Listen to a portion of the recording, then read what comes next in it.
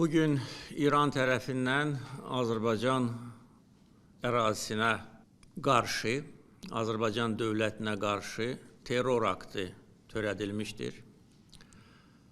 Naxçıvan Muxtar Respublikasının ərazisini İran dövləti pilotsuz uçuş aparatları ilə atəş altına salmışdır.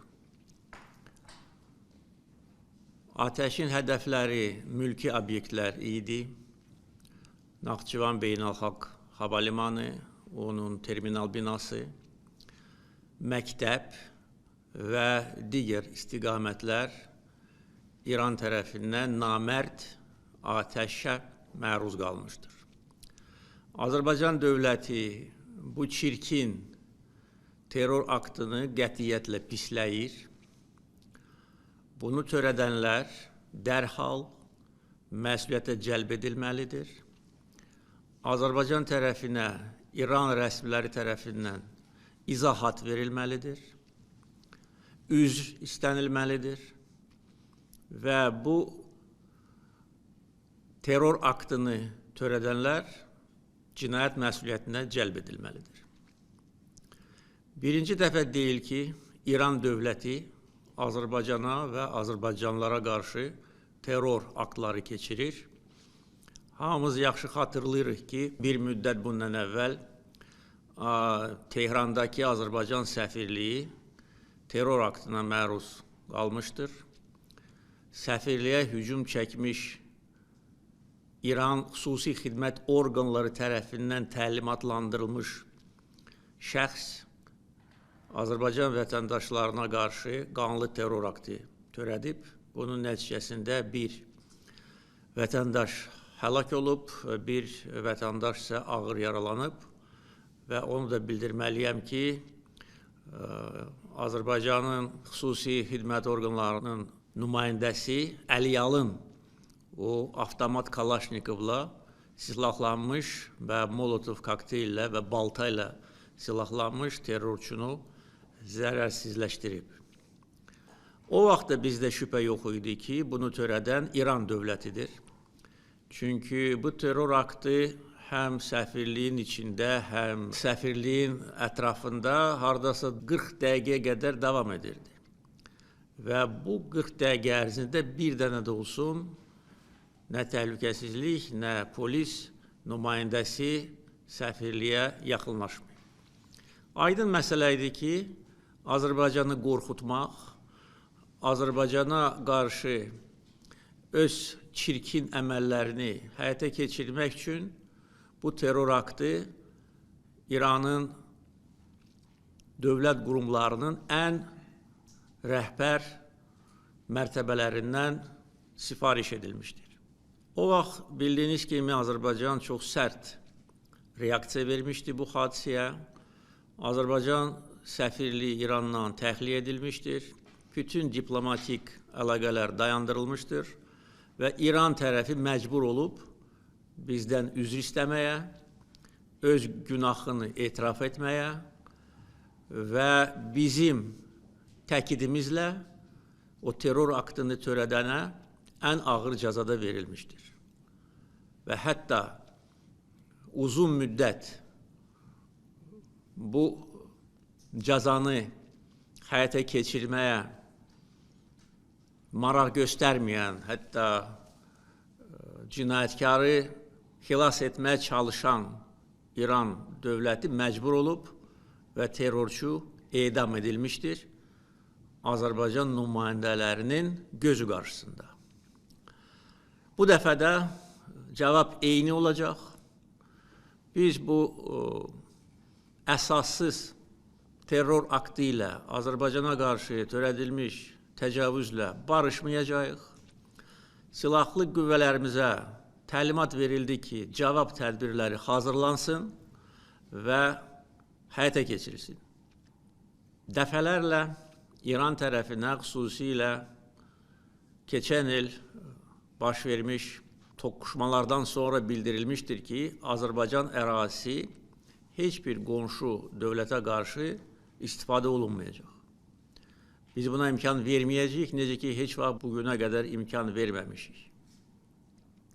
Düzdür, keçən ilin yay aylarında və ondan sonraki dövrdə İrandan bizə əsassız ithamlar irəli sürülürdü. İran dövlət qurumlarının nəzarətində olan media resursları Azərbaycana qarşı çirkin, şərböhtan kampaniyası aparırdı ki, Azərbaycanı ləkələmək, İranda yaşayan soydaşlarımızın fikrini dəyişdirmək. Çünki yaxşı bilirlər ki, bugün müstəqil Azərbaycan dövləti İranda yaşayan bir çox Azərbaycanlılar üçün də ümid yeridir. Yəni bizi ləkələmək, bizi şərləmək, gözdən salmaq İran ictimaiyyəti qarşısında bu məqsədi güdürdü. Çünki bunun heç bir əsası yox idi.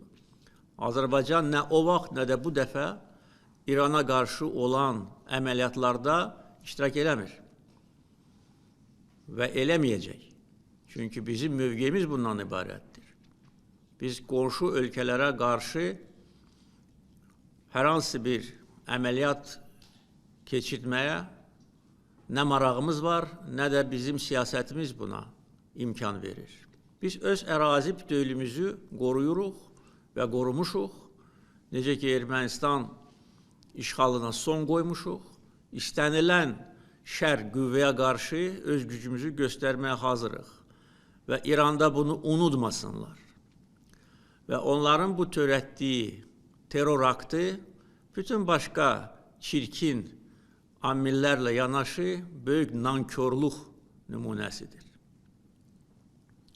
Son hadisələr baş verən kimi biz onlara xəbər göndərdik. Başsağlığı verdik. Xarici İşlər Naziri mənim göstərişimlə, həmkarı ilə danışdı. Mən onların səfirliyinə gedib başsağlığı vermək üçün öz mövqeyimi bildirdim. Halbuki məndən başqa heç bir dövlət başçısı İranın heç bir səfirliyinə getməyib. Yəni bunu qiymətləndirməmək, bunu yerə vurmaq, özlərini alçaq nankörlər kimi aparmaq heç kimə şərəf gətirmir. Və bu şərəfsizlər, bizə qarşı bu terror aktını törədənlər peşman olacaqlar. Bizim gücümüzü sınamasınlar. Bizim gücümüzü sınamaq istəyənlər, onların başı yarıldı dəmir yumruq vasitəsilə. Bugünkü hadisə də eyni nəticəni hasil edəcək. Ona görə bu məsələ ilə bağlı tədbirlər planı hazırlanmalıdır. Bütün göstərişlər verilmişdir. İranın Azərbaycandakı səfiri Xarici İşlər Nazirliyinə çağırıldı. Etiraz notası veriləcək. Digər diplomatik addımlar atılacaq. Sərhədlə bağlı müvafiq göstərişlər verildi.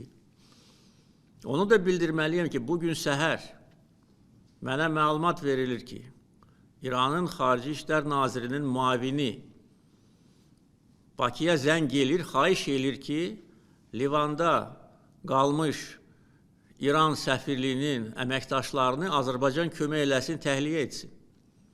Çünki onların imkanı yoxdur. Mənə məruzə edildi, mən dərhal göstəriş verdim ki, köməkli göstərin, təyyarə göndərin. Hətta onlar dedilər ki, biz bunun pulunu da verməyə hazırıq, dedim ki, lazım deyil. İndi dar gündə biz köməklik göstərməsək, bəs nə vaxt köməklik göstərməliyik? Axı, bütün bunların müqabilində çirkincə, namərdcə, nakişi kimi Naxçıvana zərbə endirmək, bu ləkə onların çirkin və eybəcər simasından heç vaxt silinməyəcək. Ona görə diplomatik yollarla bütün lazımi tədbirlər görüləcək. Bizim silahlı qüvvələrimiz, Müdafiə Nazirliyi, əyləşin, Dövlət Sərhəd Xidməti, əyləşin, digər bütün bizim xüsusi təyinatlı qüvvələr bir nömrəli səfərbərlik vəziyyətinə gətirilib və istənilən əməliyyatı keçirməyə hazır olmalıdırlar. Hələlik bu qədər. Azərbaycan xalqını biz proseslərin gedişatı ilə əlaqədar məlumatlandıracağıq. Müdafiə Nazirliyinin açıqlaması əyləşin artıq mətbuata dərc edilib. Azərbaycan xalqı əmin olmalıdır ki, istənilən bəd qüvvəyə qarşı bizim dəmir yumruğumuzu onlar görəcəklər.